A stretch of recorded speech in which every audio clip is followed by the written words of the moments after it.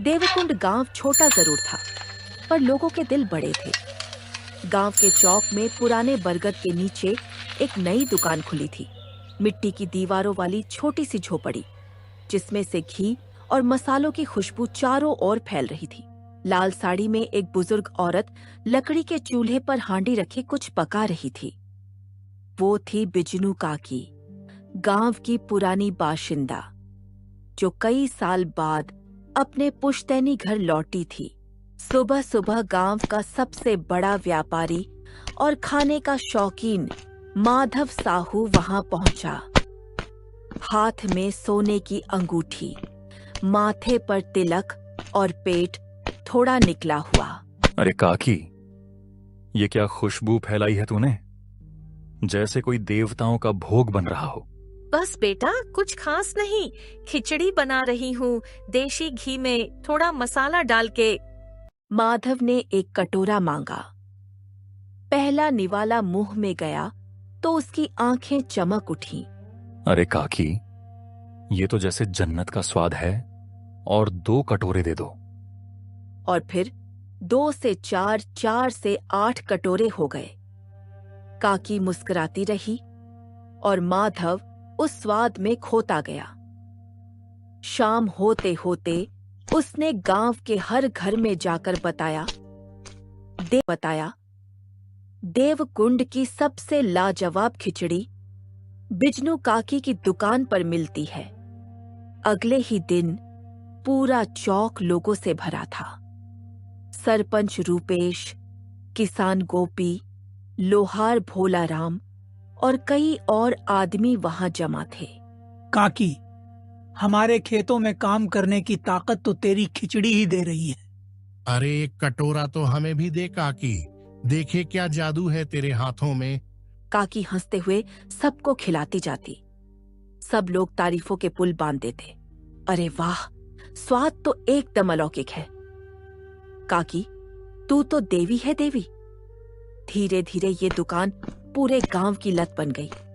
हर आदमी सुबह शाम वहां चक्कर लगाता।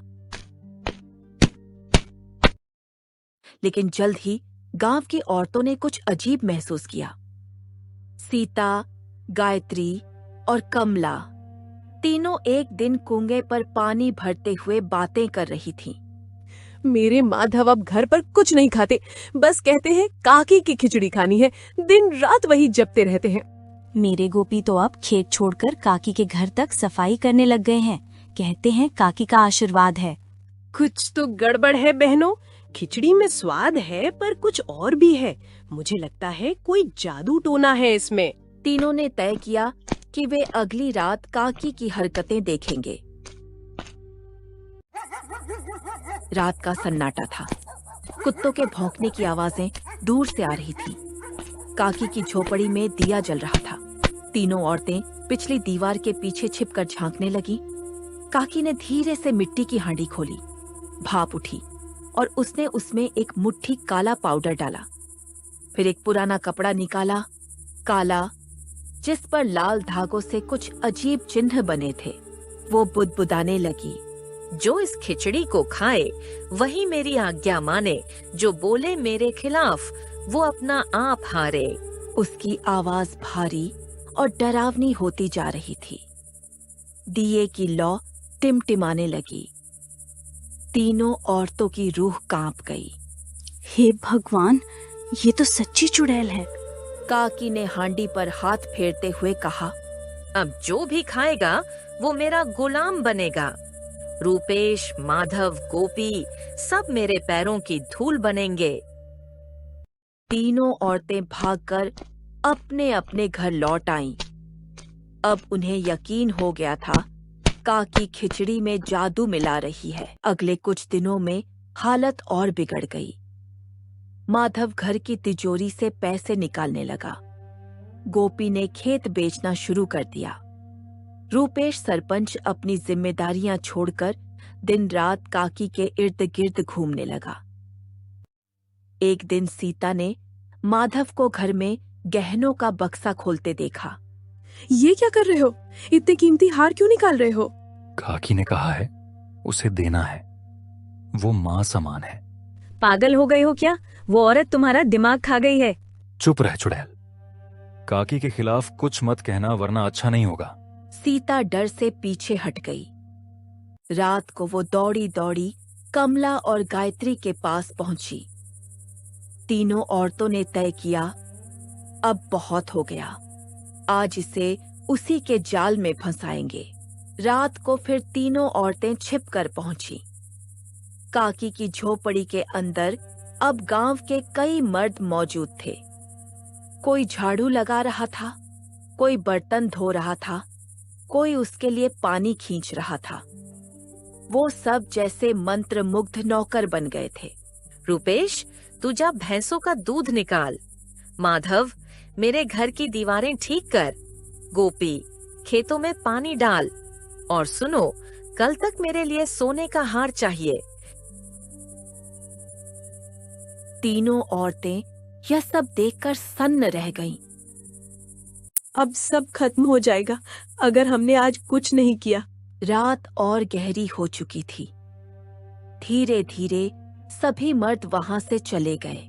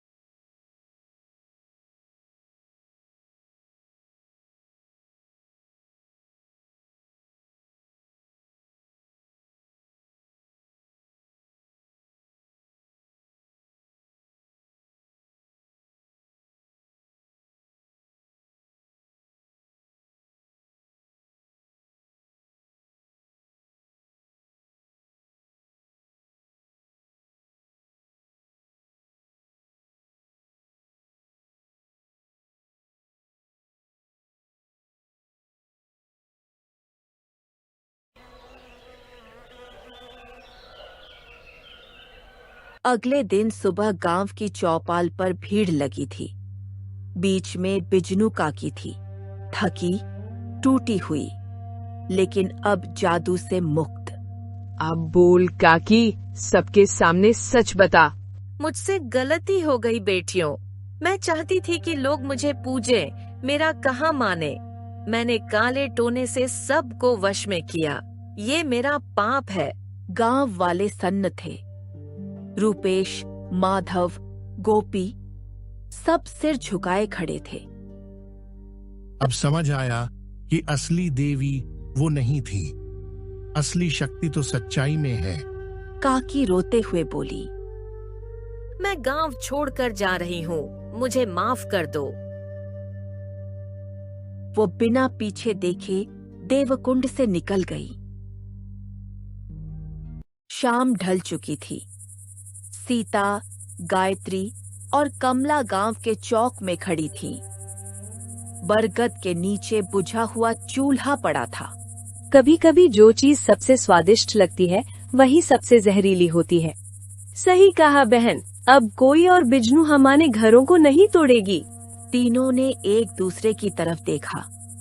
उनकी आंखों में थकान थी, लेकिन डर नहीं, सिर्फ जीत की चमक। देवकुंड में फिर से शांति लौट आई। लोग अब सिर्फ मेहनत का स्वाद पहचानते थे, न कि किसी झूठे जादू का। और तब से गांव में कहावत बन गई, अगर किसी के हाथ की खिचड़ी बहुत मीठी लगे तो पहले उसके आंखों में एक बार जरूर देख लेना।